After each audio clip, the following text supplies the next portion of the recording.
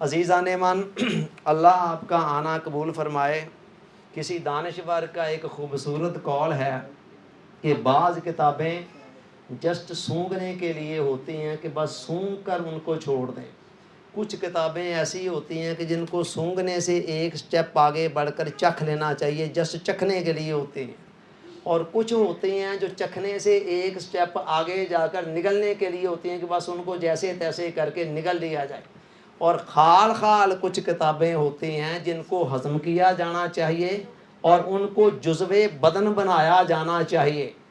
اسی نوعیت کی، اسی کیٹیگری کی ایک کتاب 20ویں صدی کی آخری دہائی میں آئی، جس کو لکھنے والا امریکہ کا مشہور و معروف رائٹر اسٹیفن آر کووے ہے، اور کتاب کا نام ہے 7 habits of highly effective people. اس کتاب نے آتے ہی مقبولیت کے اور شہرت کے ایسے ریکارڈ قائم کیے کہ تاریخ کے اندر بہت کم کتابوں کو اتنی شہرت میسر آئی۔ 30 سال کم و بیش ہو گئے ہیں اس کتاب کو منظر عام پر آئے، آج تک اس کا طلسم ابھی تک ٹوٹنے میں نہیں آ رہا ہے، اور اسی طرح مقبولیت کی بلندیوں پر ہے۔ وجہ کیا ہے؟ یہ خالی تھیوری نہیں ہے، پریکٹیکل بک ہے جس کے اندر زندگی کے فارمولے اور کامیاب زندگی کے راز بیان کیے گئے ہیں۔ 21ویں صدی کے بالکل آغاز میں جس وقت میرے سامنے یہ کتاب آئی، میں ایک طرف تو دین کا ایک ادنا سا طالب علم ہوں، اور دوسری طرف مائنڈ سائنس کے ساتھ مجھے انٹرسٹ ابتدائی دور کے اندر ہی ہو گئی تھی۔ میرے سامنے جب یہ کتاب آئی تو میں حیران رہ گیا کہ میں بھی بہت متاثر ہوا، اور میں حیران رہ گیا کہ اس کتاب کی 7 عادات میں سے کوئی ایک عادت بھی ایسی نہیں تھی جو اسلام کے اینٹی ہو، بلکہ الٹا قرآن اور حدیث سے ہر عادت کی تصدیق ہو رہی تھی۔ مجھے یہ اچھوتا آئیڈیا آیا کہ میں مسجد میں خطیب تھا اور مجھ پر کوئی روک ٹوک نہیں تھی انتظامیہ کی طرف سے، آپ یہ نہیں بولیں گے، وہ نہیں بولیں گے۔ میں نے اس کتاب کی ایک ایک عادت کو لے کر اس کو اسلام کے ساتھ ریلیٹ کر کے بیان کرنا شروع کیا جمعے کے خطبے کے طور پر، اور اس چیز کو لوگوں نے بہت پسند کیا۔ بعد ازاں جب میں ایم فل کر رہا تھا اسلامک اسٹڈیز کے اندر، تو میری متجسس نگاہیں تھیسس کے حوالے سے کوئی ایسا ٹاپک تلاش کر رہی تھیں جو صرف مجھے ڈگری نہ دلا دے، ڈگری میں لے لوں اور بعد میں تھیسس بیچارے لائبریریوں کے کہیں کباڑ خانوں کے اندر پڑے رہتے ہیں، نہ کوئی استفادہ کرنے والا۔ میرا یہ خیال تھا، خواہش تھی کہ کوئی ایسا کام ہو جو بعد میں سوسائٹی کے کام بھی آئے۔ بہرحال وقت ہمارے پاس جتنا کا نازک ہے، ہم جسٹ ان 7 عادات پر فوکس کرنے جا رہے ہیں جو اسٹیفن آر کووے نے بیان کی تھی، اور جن کو میں نے آگے اسلامک پرسپیکٹو کے اندر بیان کیا ہے۔ لو جی، وہ پہلی عادت کیا بیان کرتا ہے؟ پہلی عادت ہے بی پرو ایکٹیو۔ میں اس کے لمبے چوڑے میننگ کی طرف نہیں جاؤں گا، سمپل سا معنی اس کا ہے کہ زندگی کی ذمہ داری کو قبول کریں۔ اس کا مطلب یہ ہے کہ جو دنیا کے کامیاب اور مؤثر لوگ ہیں وہ کیا کرتے ہیں؟ وہ اپنی ذمہ داری کو مانتے ہیں۔ انسان اس بات کو تسلیم کرے، جانے، پہچانے اور مانے کہ اپنی زندگی کا ڈرائیور میں خود ہوں، میں خود اپنی زندگی کا ذمہ دار ہوں۔ اپنے جو آج تک میں نے کو گین کیا ہے اور جو میں نے لاس کیا ہے، اس کا ذمہ دار کوئی اور نہیں ہے، اس کا ذمہ دار میں ہوں۔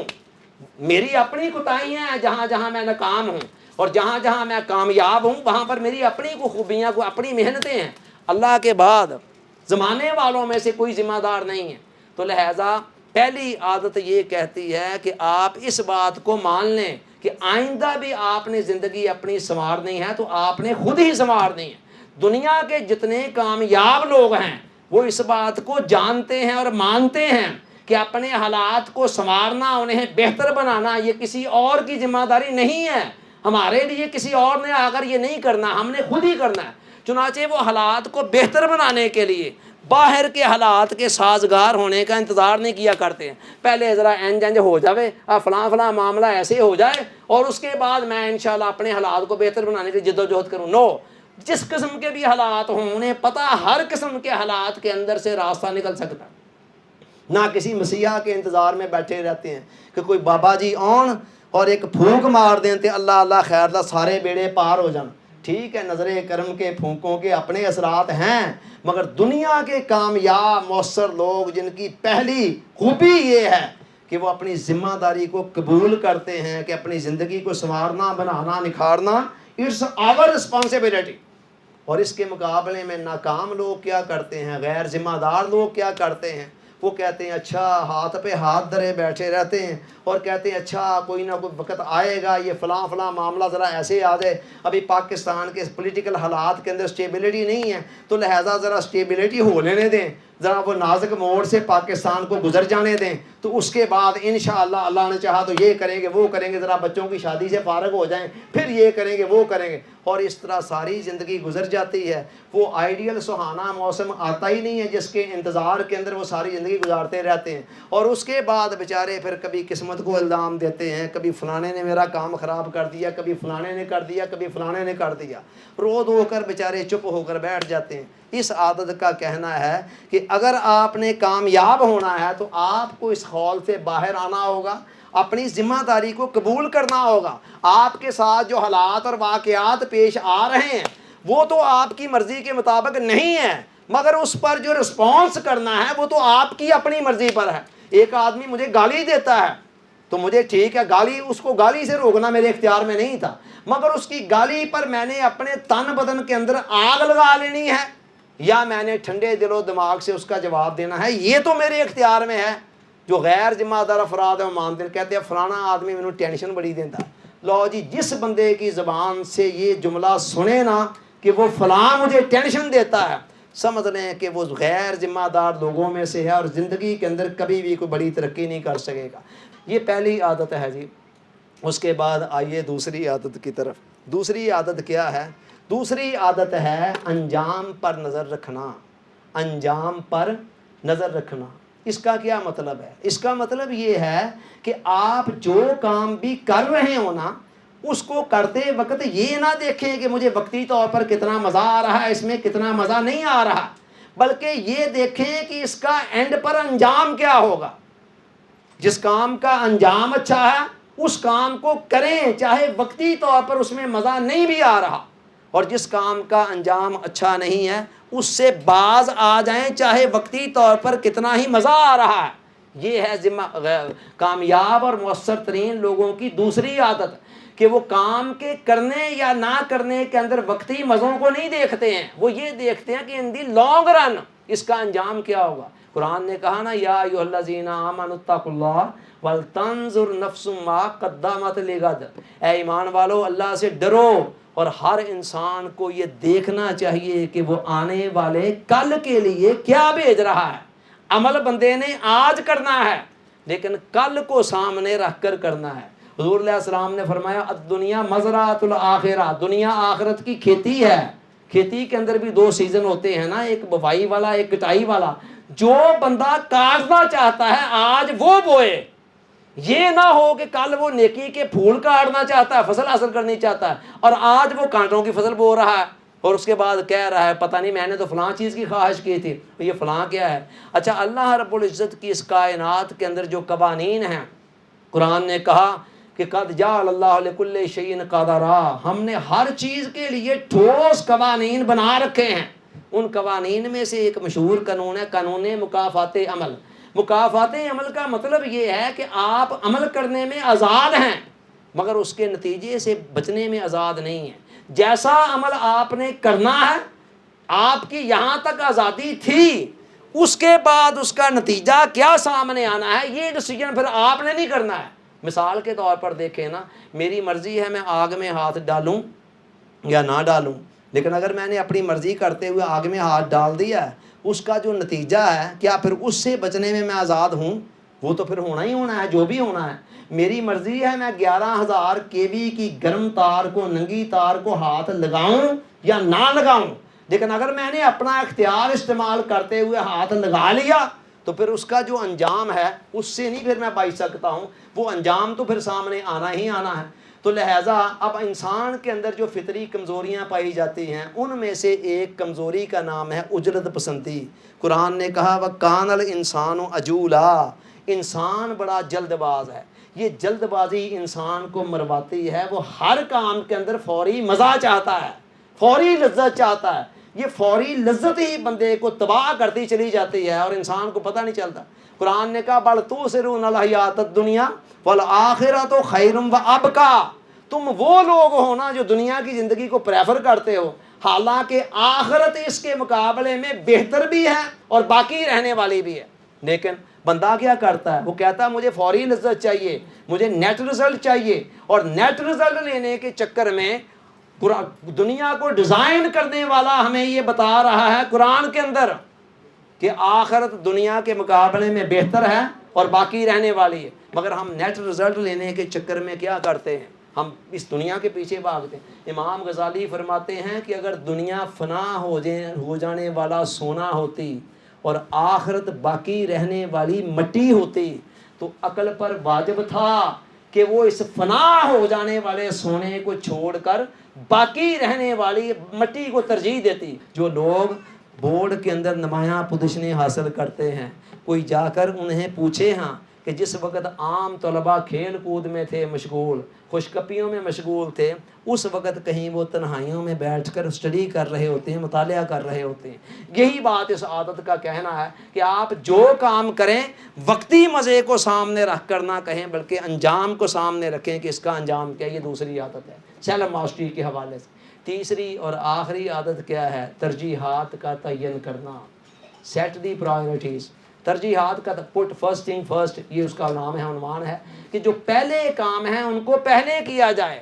اس عادت کا یہ کہنا ہے کہ آپ کے پاس وقت کم ہے، 50 60 70 80 سال کی لمیٹڈ زندگی ہے نا، وقت کم ہے اور کام بے شمار ہیں. کوئی ایک اور دو کام ہیں دنیا کے اندر جن میں سے اہم بھی ہیں، غیر اہم بھی ہیں، ضروری بھی ہیں، غیر ضروری بھی ہیں، اعلیٰ بھی ہیں اور ادنا بھی ہیں. اب سچویشن یہ ہے اگر بندہ بلا سوچے سمجھے کاموں کو کرنا شروع کر دے تو اس کا نتیجہ کیا نکلے گا؟ عین ممکن ہے غیر ضروری، کم اہم، تیسرے درجے کے کاموں کے اندر زیادہ تر توانائیاں اور وقت صرف ہوتا چلا جائے اور جو کرنے والے اصل کام تھے، اہم کام تھے، وہ انسان کر ہی نہ پائے اور وقت ختم ہو جائے. تو لہٰذا اس عادت کا یہ کہنا ہے کہ آپ کو پتہ ہونا چاہیے کہ آپ کے پاس وقت لمیٹڈ ہے، ان لمیٹڈ نہیں ہے اور کام بے شمار ہیں. آپ وقت کی اہمیت کو سمجھیں اور کاموں کو ان کی اہمیت کے اعتبار سے پرائرٹیز کے حساب سے سیٹ کریں. سب سے اہم کون ہے اس کو سب سے پہلے کریں، جو اس سے کم ہے اس کو اس کے بعد کریں. تیسرے دوسرے درجے کے کاموں کو بعد میں رکھیں. نہ یہ کہ صبح آپ اٹھتے ہی کہیں جی پہلے میں اخبار سے پڑھ لوں، ذرا گھنٹہ 2 گھنٹے اس پہ لگا دیں، پھر کہیں ذرا میں اسٹیٹس وغیرہ تو چیک کر لوں، گھنٹہ 2 گھنٹے اس میں لگا دیں. اتنے میں دوپہر کا وقت ہو جائے. اب پر جو اہم کام ہے کرنے والے پرسنل ڈیولپمنٹ کے حوالے سے اور دیگر کام، ان کو کی طرف آنے کو دل ہی نہیں چاہے گا یا ان کے لیے اتنا وقت ہی نہیں بچے گا. تو لہٰذا دنیا کے کامیاب لوگ کیا کرتے ہیں؟ وہ اہم کاموں کو پہلے کیا کرتے ہیں. اس مقصد کے لیے ضروری ہے کہ ہمیں وقت کی قدر و قیمت کا پتہ چلے.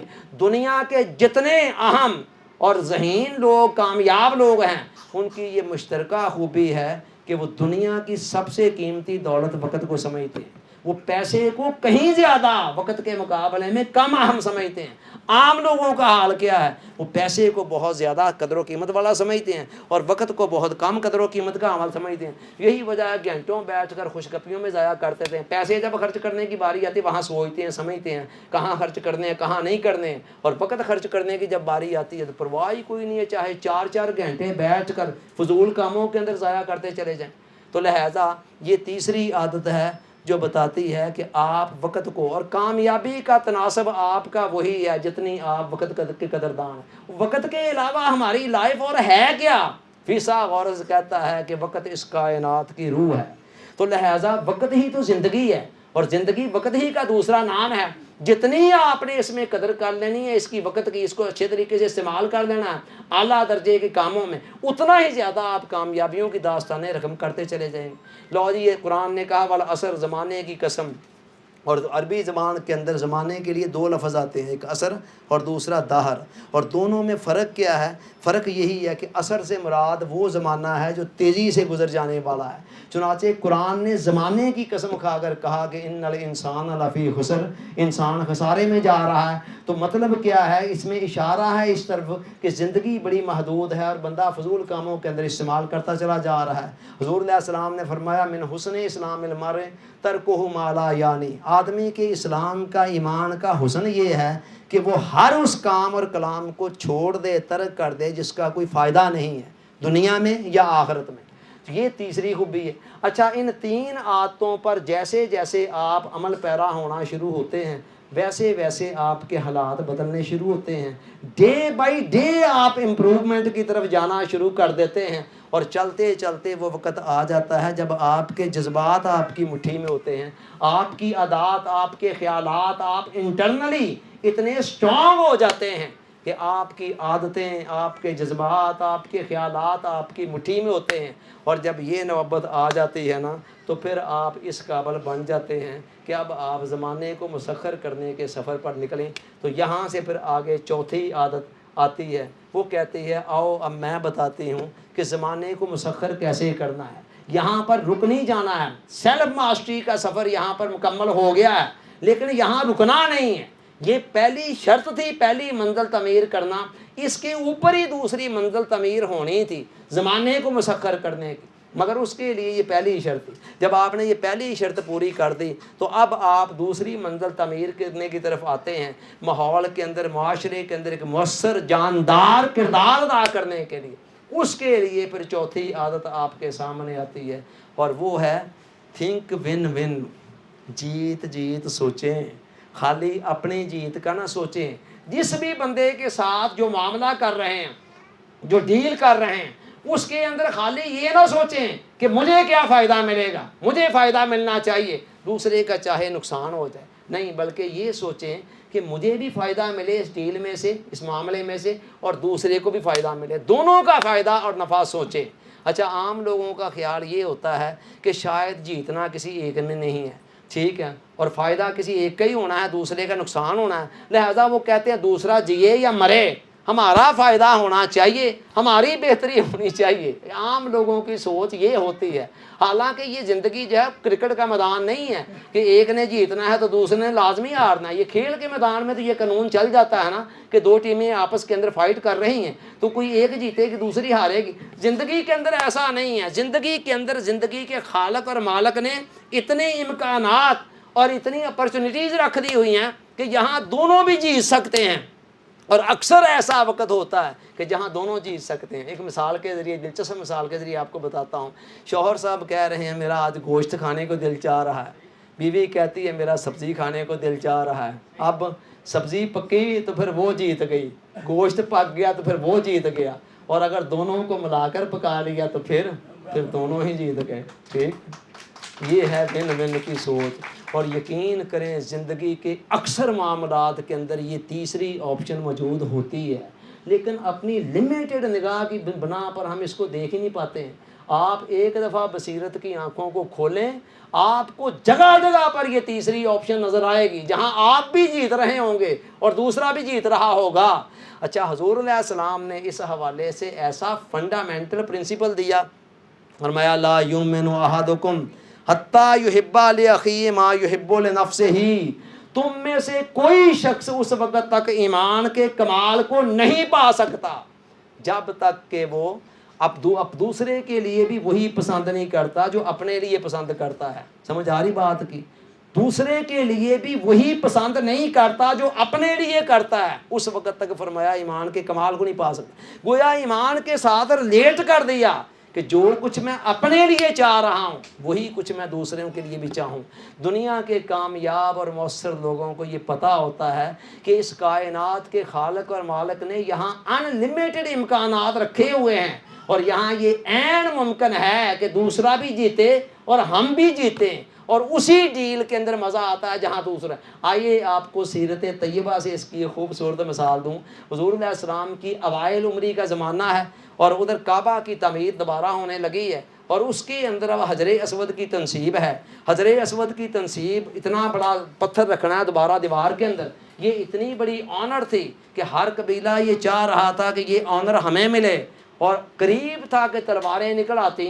کسی سیانے نے مشورہ دیا کہ یار لڑو نہیں, ایسے کرو کہ جو بندہ کل سب سے پہلے خانہ کعبہ کے اندر انٹر ہوگا اسی کو یہ کام سونپ دیں گے, وہی یہ کام کر دے.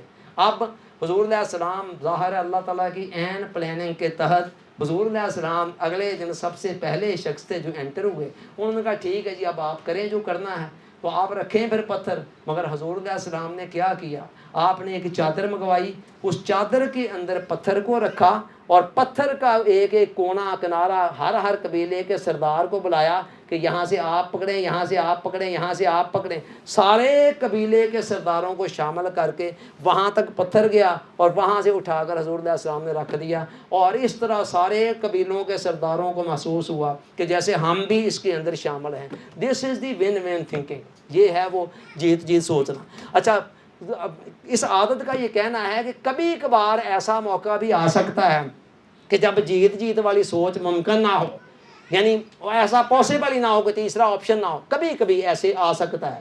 تو وہاں پر بھی پھر حضور علیہ السلام کی سیرت طیبہ نے ہمیں سبق دیا. کافروں نے آ کر کہا جی چھوڑیں یہ لڑائی جھگڑا, ایسے کرتے ہیں 1 سال آپ ہمارے خداؤں کی عبادت کر لیں اور 1 سال ہم آپ کے خدا کی عبادت کر دیتے ہیں. تو انہوں نے کہا درمیانی راہ نکال لیتے ہیں. اب کفر اور اسلام کے درمیان میں درمیانی راہ کوئی نہیں ہے. یہاں جیت جیت والی سوچ ممکن نہیں تھی, اور ادھر سے جبرائیل علیہ السلام وہ آیت لے کر آ گئے, لکم دینکم ولی دین. میرے حبیب ان کو کہہ دے کہ جن کو آپ پوجتے ہیں ان کو ہم نہیں پوج سکتے ہیں, جن کو ہم پوجتے ہیں ان کو پوجنے کا آپ کی مرضی نہیں ہے. تو لہٰذا یہ کام, یہ درمیانی حال, یہاں جیت جیت والی سوچ چونکہ ممکن نہیں ہے, لہٰذا لکم دینکم, تمہارے لیے تمہارا دین اور ہمارے لیے ہمارا دین. چنانچہ یہ آیت کہتی ہے کہ کبھی کبھی جہاں یہ ممکن دکھائی نہ دے تو وہاں پر ٹوٹا پھوٹا معاہدہ کرنے کے بجائے نو ڈیل پر اتفاق کر دیا جائے کہ ٹھیک ہے جی ہم یہ معاہدہ نہیں کر سکتے, نہیں کریں گے. تو یہ چوتھی عادت ہے جی, اور یہ ادھر سے پہلی عادت ہے عوامی فتح کے اوپر. جب آپ اس مائنڈ سیٹ کے ساتھ آگے بڑھتے ہیں تو پھر زمانے والے آپ کو سر آنکھوں پر بٹھانے پر تیار ہو جاتے ہیں, چونکہ ان کو پتہ ہوتا ہے کہ یہ بندہ جیسے اپنا خیر خواہ ہے ہمارا بھی خیر خواہ ہے, یہ دال لگانے والا نہیں ہے, دھوکہ دینے والا نہیں ہے, صرف اپنی خود غرضی کے متعلق سوچنے والا نہیں ہے کہ مجھے فائدہ ہونا چاہیے, بلکہ ہمارا بھی سوچتا ہے. تو پھر زمانے والوں کے اندر آپ کا ایک ٹرسٹ قائم ہو جاتا ہے. اس سے آگے پھر 5ویں عادت آتی ہے, اور وہ 5ویں عادت کیا ہے؟ 5ویں عادت یہ کہتی ہے کہ آپ ایسے کریں, پہلے سمجھیں اور پھر سمجھائیں. 5ویں عادت ہے first to understand then to be understood, پہلے سمجھنا اور پھر سمجھانا. یہ بڑی زبردست عادت ہے. ہمیں تو سننے سے کہیں زیادہ سنانے کی فکر پڑی ہوتی ہے, انتظار میں ہوتے ہیں کسی طرح سے اگلا چپ کرے اور جو ہمارے ذہن کے اندر چل رہا ہے ہم اس کو بیان کریں. حالانکہ عقل مند لوگ یہ کہتے ہیں کہ جس نے اچھا سپیکر بننا ہے پہلے اسے اچھا لسنر بننا پڑے گا, پہلے اسے اچھا ایک سامع بننا پڑے گا, اور پھر ہی وہ اچھا سپیکر بن سکتا ہے. ہمیں یہ عادت ہوتی ہے. چنانچہ سننے کے اندر ہم کیا کرتے ہیں, کہیں مکاری کر رہے ہیں, دکھلاوا, ہاں ٹھیک ہے, دھیان کہیں اور ہے, بے دھیانی سے سن رہے ہیں, کہیں سننے کی ایکٹنگ کر رہے ہیں کہ جیسے میں سن رہا ہوں اور سن نہیں رہے ہوتے ہیں, کہیں اپنے خاص پوائنٹ آف ویو سے سن رہے ہوتے ہیں کہ جو بات کوئی مطلب کی ہے وہ ہمیں اچھی طرح سمجھ آ جاتی ہے, باقی باتوں کو ہم اگنور کر دیتے ہیں, کہیں صرف لفظوں کو سن رہے ہوتے ہیں, اس کے پیچھے جو معنی لفظوں سے کہیں زیادہ اہم ہوتے ہیں ان کا ہمیں فکر ہی کوئی نہیں ہوتا ہے.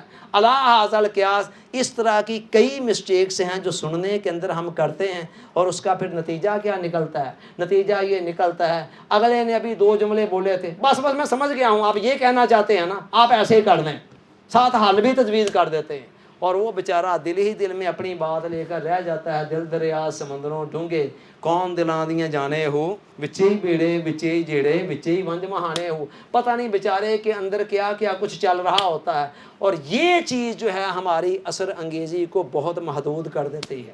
آپ تجربہ کر کے دیکھیں، جس کی آپ پوری بات سن لیں گے نا وہ اندر سے خالی ہو جائے گا، اور اس کے بعد آپ کے لیے یہ زیادہ بہتر طریقے سے ممکن ہوگا کہ ساری بات سن کر آپ زیادہ بہتر سلوشن دے سکیں گے، اور پھر اس کے اندر بھی چونکہ خالی خلا ہو چکا ہوگا لہذا وہاں پر بھی سیدھی جا کر جذب ہوگی۔ حضور علیہ السلام کی زندگی بھر کی عادت یہ ہے کہ آپ نے کبھی کسی بات کرنے والے کو نہیں ٹوکا۔ عقبہ بن ولید آئے کافروں کی طرف سے، آ کر کہنے لگے اے محمد صلی اللہ علیہ وسلم مجھے آپ سے کچھ باتیں کرنی ہیں۔ آپ نے فرمایا کہو۔ وہ کہتا گیا ایسے ہے جی، ایسے ہے جی، یہ آپ کرتے ہیں، وہ کرتے ہیں۔ آپ سنتے گئے سنتے گئے سنتے گئے، جب وہ بول بول کر چپ ہو گیا فرمایا عقبہ کوئی اور بات کرنی ہے؟ اس نے کہا نہیں۔ آپ نے جواباً چند آیتیں پڑھیں اور اس کے دل کی دنیا بدل گئی۔ ٹھیک ہے، کوئی لمبے چوڑے دلائل نہیں دیے، اس کو صرف سنا۔ آدھا مسئلہ تو سننے سے ختم ہو جاتا ہے، تجربہ تو کر کے دیکھیں کسی کو اچھے طریقے سے سن کر۔ تو یہ ہے اچھے طریقے سے سننے کی اہمیت۔ جب ہم لوگوں کو ڈیپلی سننا شروع کر دیتے ہیں تو ہماری اثر انگیزی اور دوسروں کی نگاہوں میں ہمارا وقار اور اعتماد بڑھنا شروع ہو جاتا ہے، اور جب ہم یہ کام نہیں کرتے ہیں تو پھر دوسرے بھی ہمیں لائٹلی لینا شروع کر دیتے ہیں۔ چھٹی اور آخری عادت، یہ تینوں عادتیں پھر وہ معاشرے کو مسخر کرنے، ماحول کو مسخر کرنے، وہ چھٹی عادت کیا ہے؟ سائنرجی، تعاون کا اصول اپنانا، دوسروں کو تعاون دینا اور دوسروں سے تعاون لینا۔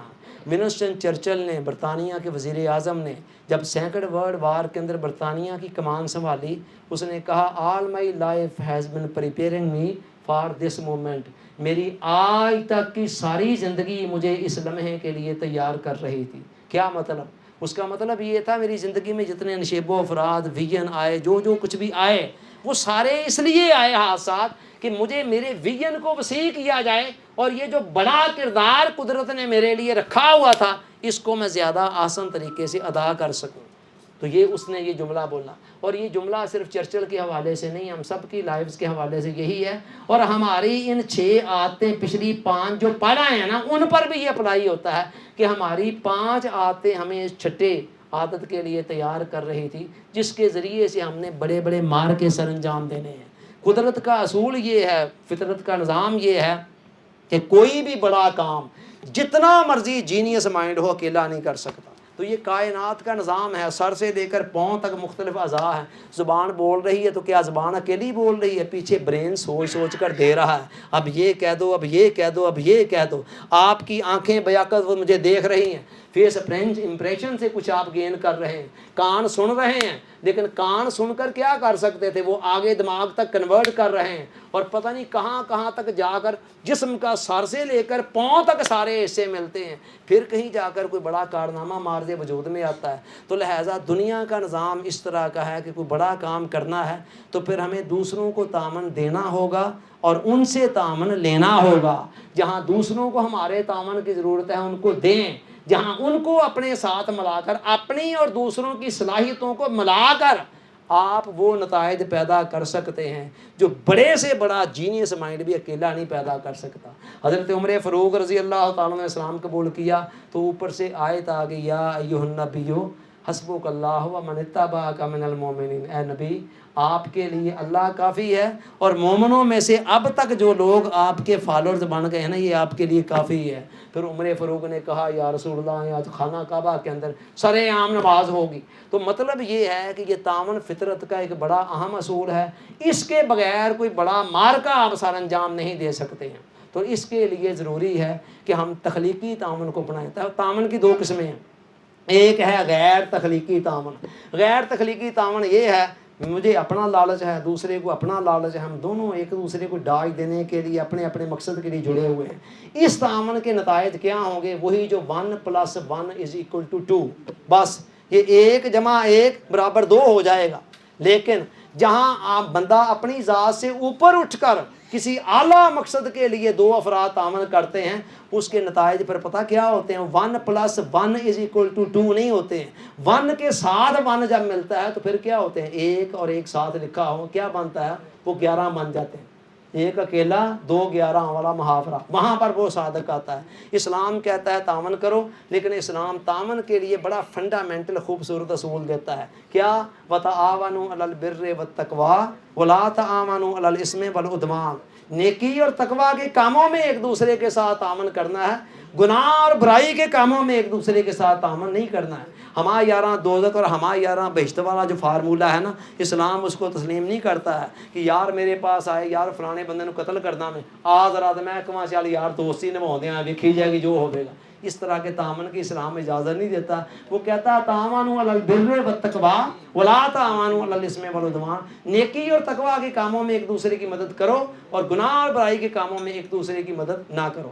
تو یہ چھٹی عادت ہے کہ جہاں ہم دوسروں سے تعاون کرتے ہیں اور لیتے ہیں، اور پھر اتنے بڑے مار کے سر انجام دیے جا سکتے ہیں کہ جو وہم و گمان میں بھی نہیں آتے ہیں۔ جتنے بھی بڑے مار کے آپ کو دنیا میں نظر آ رہے ہیں، وہ سارے کے سارے اسی سائنرجی کے اصول کو اپنا کر سامنے آتے ہیں۔ یہاں تک آ کر وہ تسخیر کائنات والا معاملہ بھی مکمل ہو گیا۔ آگے اب 7ویں اور آخری عادت بچتی ہے۔ وہ عادت کیا ہے؟ وہ عادت یہ ہے شارپندی سا، آری کو بھی تیز کر دیں۔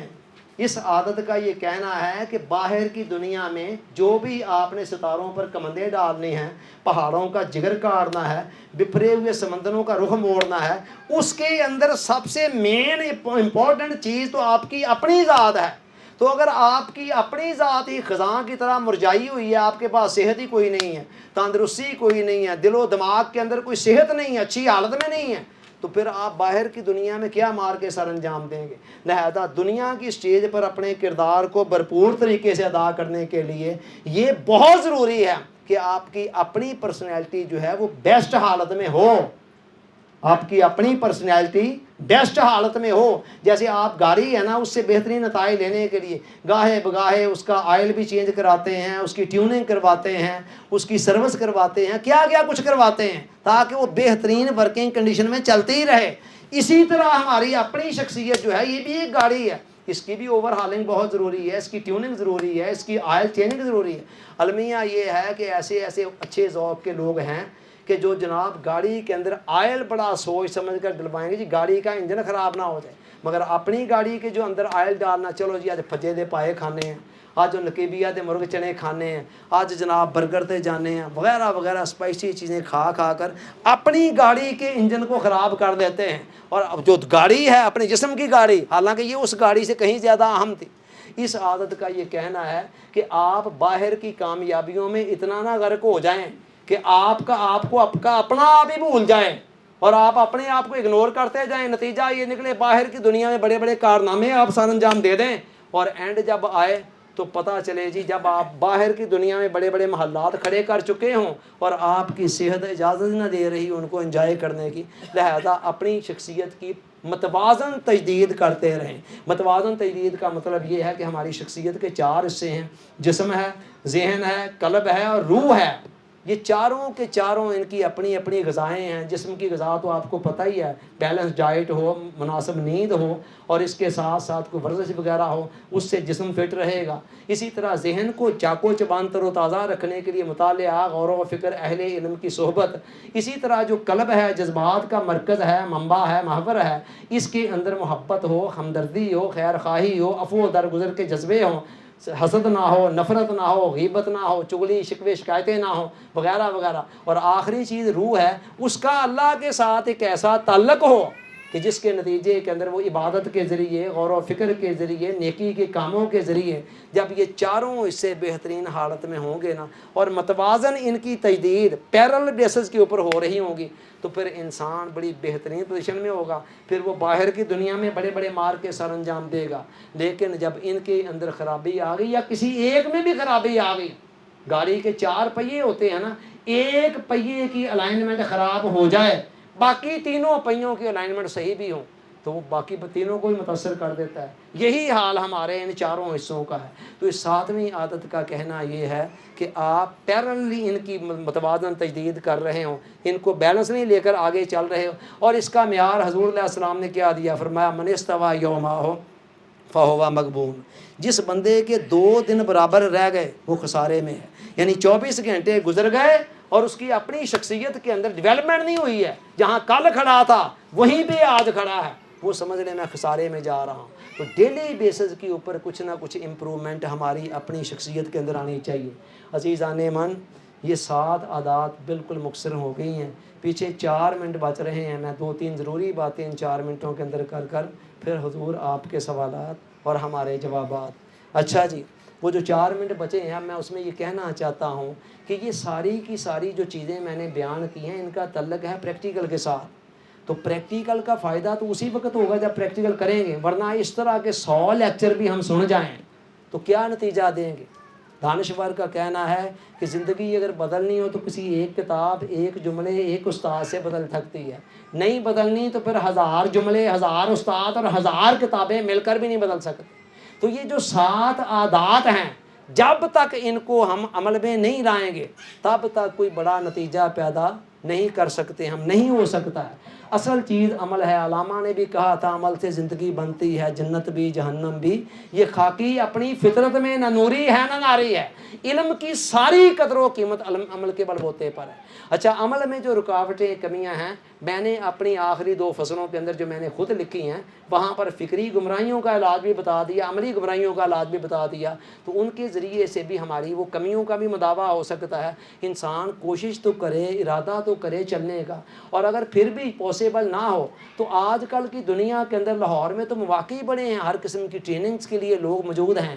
ٹریننگ اسٹیفن آر کووے نے، میں نے بتایا، کمپنی ایک بنی ہوئی ہے باقاعدہ، پاکستان کے اندر ان کی برانچیں ہیں، لاہور کے اندر وہ موجود ہیں۔ وہ کہتے ہیں لیں ہم سے ٹریننگ، وہ ٹریننگ بندہ لے لیں، ان سے لے لیں۔ اس کے علاوہ اور کئی ہیں، یہاں تو چراغ جل رہے ہیں، ہمارے عثمان علی خان صاحب ہیں ACT والے، انہوں نے بڑا پیارا ایک ٹریننگ کا سسٹم ڈیولپ کیا ہے، prophetic model of self development کے نام سے، جس میں مائنڈ سائنس اور اسلام کو ساتھ ساتھ لے کر چلتے ہیں، اور ٹرینروں کی ایک پوری ٹیم انہوں نے ہائر کی ہے، اور سب کچھ فی سبیل اللہ، ایک آنا ٹکا لیے بغیر۔ وہ کہتے ہیں آئیں ہم سے سیکھ لیں۔ اس کے علاوہ کئی ہیں، ہمارے ڈاکٹر اظہر فیض صاحب اپنی ایک سجا کر بیٹھے ہوئے ہیں جوگ، وہاں پر یہ ہر جمعے کی شام کو ایسے ایسے خوبصورت انداز کے اندر لیکچر دیتے ہیں، باتیں کرتے ہیں، دلوں کے اندر اتر جانے والی باتیں۔ اللہ حاصل قیاس، بندے نے اگر چلنا ہونا تو پھر راستے بہت زیادہ مل جاتے ہیں۔ ڈھونڈنے والوں کو کوئی قابل ہو تو ہم شانے کئی دیتے ہیں، ڈھونڈنے والوں کو ہم دنیا بھی نہیں دیتے ہیں۔ تو بندہ چلنے کا ارادہ کر لے، ایک برننگ ڈیزائر اس کے اندر آ جائے تو پھر آپ دیکھیں راستے ملتے چلے جائیں گے، راستے کھلتے چلے جائیں گے۔ اور اگر چلنے کا ارادہ نہیں ہے یا برننگ ڈیزائر پیدا نہیں ہوئی، مریل سی خواہش ہے، اچھا جی میں ایسے ہو جاؤں، میں ویسے ہو جاؤں، مریل سی خواہش کوئی نتیجہ پیدا نہیں کر سکتی۔ پروفیسر ارشد ویز صاحب بیٹھے ہوئے ہیں، ان سے پوچھ لیجئے گا۔ مائنڈ سائنس کا یہ کہنا ہے کہ نتائج آپ کی زندگی کے اندر اس خواہش نے دینے ہیں جس کو آپ برننگ ڈیزائر کے درجے میں لے آتے ہیں۔ اور پروفیسر احمد رفیق اختر صاحب نے اس کو فرسٹ پرائرٹی کا نام دیا کہ اللہ جب تک آپ کی فرسٹ پرائرٹی نہیں نہ بنتا تب تک آپ اللہ کو نہیں پا سکتے۔ اور یہی معاملہ ہر چیز کا ہے، فوکس رکھتے ہوئے اگر ایک دفعہ ہر کام ابتدا میں تھوڑا مشکل ہوتا ہے، لیکن اگر انسان ابتدائی مشکلات کو برداشت کر لے تو پھر آگے چل کر کام بڑا آسان ہو جاتا ہے۔ تو اچھی عادات کو اپنانے میں ابتدا میں تھوڑی سی محنت ضرور کرنی پڑتی ہے، مگر جب ایک دفعہ یہ محنت بندہ کر لیتا ہے پھر انسان ان عادات کے جو فروٹس ہیں، جو پھل ہیں، وہ ساری زندگی کھاتا چلا جاتا ہے۔ تو زندگی کی قدر کریں اور اس سے استفادہ کریں۔